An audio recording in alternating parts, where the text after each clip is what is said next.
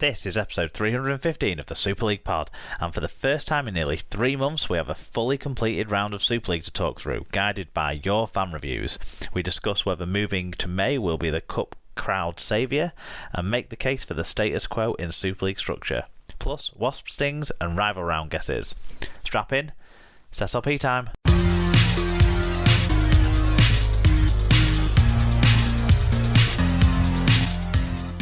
Hello listeners, this is episode 315 of the Super League pod, and this week you have myself, Mark, and my co-host Sarah. Sarah, I'm not sure who's going to be more unhappy with Friday night's results, given that both our teams lost, but probably you, because you lost and then we lost to your rivals.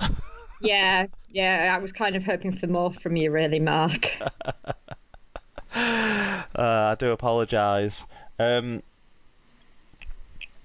Just to let everyone know, I'm playing a bit hurt. Just as we were starting to record, I got stung by a wasp, which had snuck into my house somehow. The crafty bastard. So if I seem at all distracted, it's because I'm watching my pointing finger on my left hand getting fatter and fatter and fatter as we go. But whilst that is continuing to happen, do you want to tell everyone about our sponsor, Sarah? Yeah, this episode's sponsored by Rob's Toy Shop, where you can find a wide range of toys, gifts, rugby league birthday cards and more. You can visit stores.ebay.co.uk/Rob's Toy Shop, and on any orders over £5 you can earn 5% cash back, and 1% of your order value will go to the SLP coffers if you put SLP discount at checkout. Great. I suspect you've probably got some sort of doctor's kit that you could get to wrap your finger up with. Like a pretend doctor's kit. Yeah. Yeah, we could play fixing it up, No. but I'll be all right. I'll be all right. If Joe Westerman can put his kneecap in, I can host a show with a recently stung finger, I'm sure. And what we've got to talk about on the show, the main news story is going to be around the Challenge Cup final, both moving date and temporarily relocating in 2022. So that's the main news story, but we've got a few other bits of news to talk about too, including quite a few new deals and a few unfortunate season-ending injuries. We're in that window now, aren't we, where any kind of injury becomes season-ending. So so we'll cover that off. We've got, Sarah, our first full round of Super League since... No way. Since I'm just going to find out when, actually. I should have prepared for this. But first full round of Super League, I wrote that part down, but not the last time we had a full round of Super League. For a long time. The last full round of Super League where all the games have been completed is round 10, although one of those games was completed a month later. The last time a round of Super League was all completed to schedule was round 8 at the end of May. Wow. So pretty special round 19 that we'll talk about later on. Yeah, Adam Pearson must have known, because he was adamant that we were playing our game despite the fact we had so many players out. Well, it's you got to start stepping up. All the clubs need to get these games played. It probably already paid for the plane and it was non-refundable, so I thought one better as well use it. Well, somebody did point out that kids' seats are cheaper.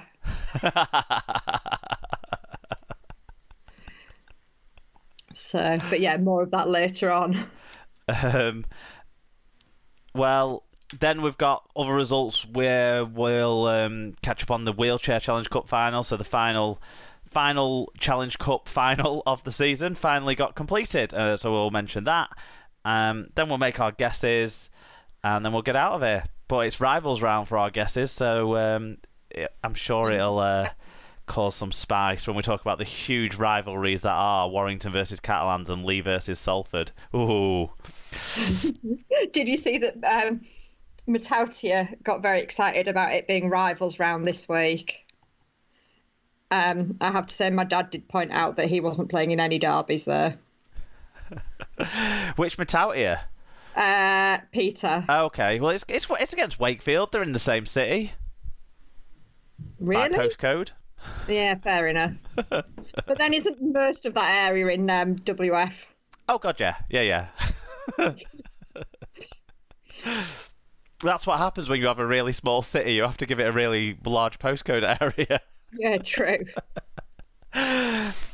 Good stuff. So we've got all that to look forward to, but we are going to start, as we most often do, with the news.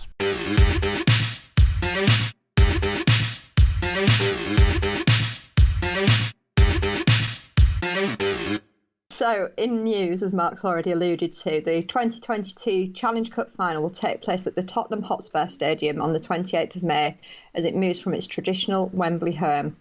Wembley has hosted most finals since 1929, with the event briefly moving to the Principality Stadium, Murrayfield and Twickenham during redevelopment in the 2000s. The final will move back across North London and return to Wembley in 2023. The Tottenham Hotspur Stadium was scheduled to host a Rugby League Ashes test between England and Australia last November, but the series was called off because of the coronavirus pandemic. The final is reverting to a May date, having been staged in August from 2005 to 2019. It was delayed until October in 2020 because of the pandemic and staged in July this year. Wembley was not available in late May for 2022 final, but will return as host for the following year. And a 2-year extension to the Betfred sponsorship of the men's, women's and wheelchair Challenge Cup finals has also been announced.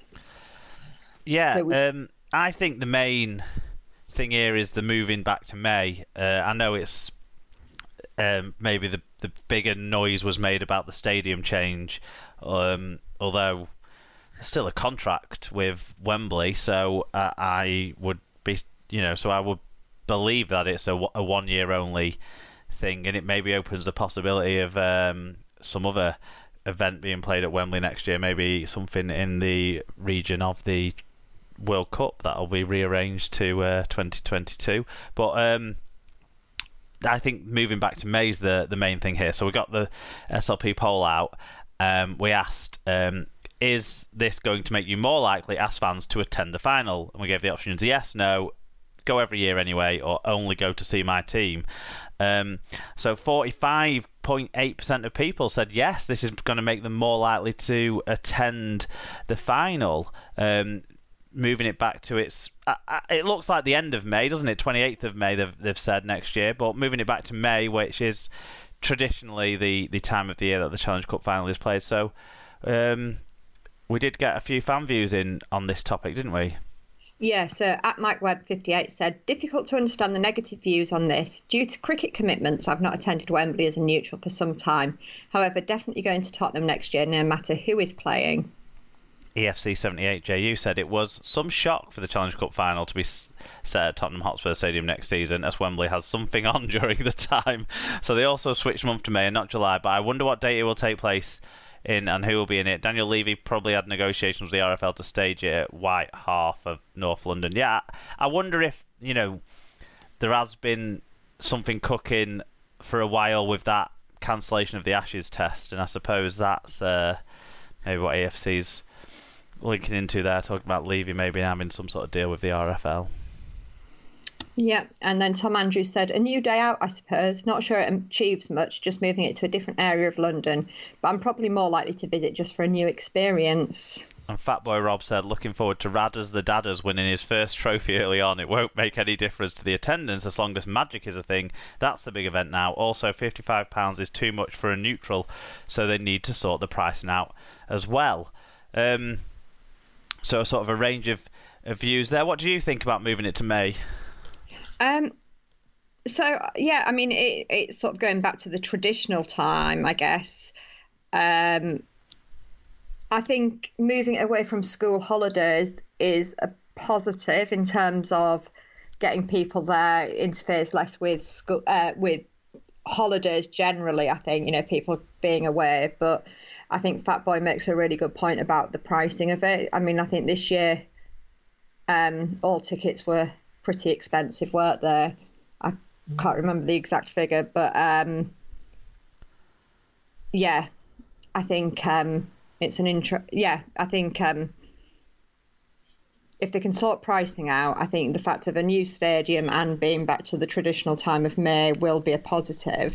I guess it then does ask questions because typically Magic has been in at the start of May or in May, hasn't it? So Yeah, it does seem like they've sort of reverse. swapped them around, doesn't it? With Magic coming later in the year, and the Challenge Cup final going back to earlier in the year. Maybe the hope is more people will buy tickets for the Challenge Cup final as it's coming up earlier, sort of thing, rather than so maybe they haven't blown their rugby league spending load by May. Maybe is possibly a thing. The point you make about bringing it out of the sort of main school holidays is a good one.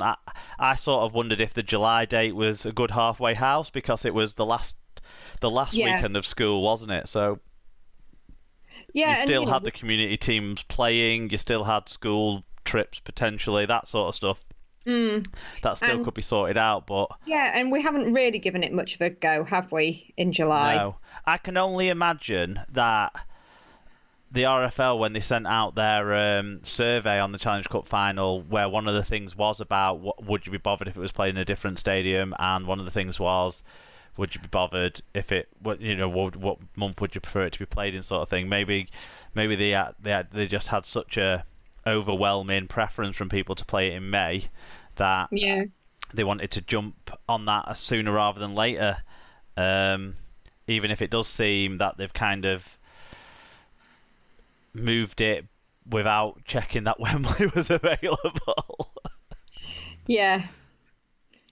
What about the You know, stadium? I mean, I'm excited to go to that stadium at some point. I was expecting it probably would be an NFL game. That would be my first reason to go there after the Ashes was moved. But in fact, I couldn't have gone to the Ashes. I think I was away when that game was on. But yeah, so it makes me slightly more likely to go to that stadium just to have seen it whilst it's still brand new. yeah, I think it'll do that for a lot of people, won't it? People who like to go and see different grounds and things. It's another one to add onto the list. Um, It's kind of one of those things that I can't see any reason to get like too excited or too annoyed about. I was going to say I'm fairly ambivalent about it all, really. For our lead news story, we're not that we're not that fussed. I think now that we've won at Wembley and we've got that off our back, I don't mind whether we're at Wembley or somewhere else. Fair enough. Well, Where, hopefully a big SLP contingent will be at the Challenge Cup final in May next year.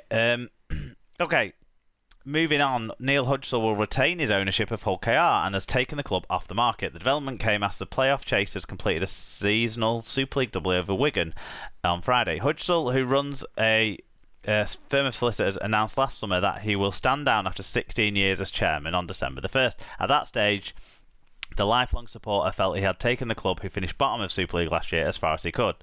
But what's his name? Lakin. Paul? Is it Paul? I've cut some of it. Paul, Paul Lakin explained that the club is no longer for sale. Neil, who has been the owner for 17 years, wants to continue to own the club. He's encouraged by what we are doing on and off the field. He's a fantastic owner for this club, and we are all delighted. And Tom Andrews got in touch and said, "What a bloke. Can't keep Mr. Hull KR away. I would assume there has been some further investment to help change his mind. Paul Lakin will be to thank for that. Bet365 Craven Park will be rocking next season, winky face." yeah.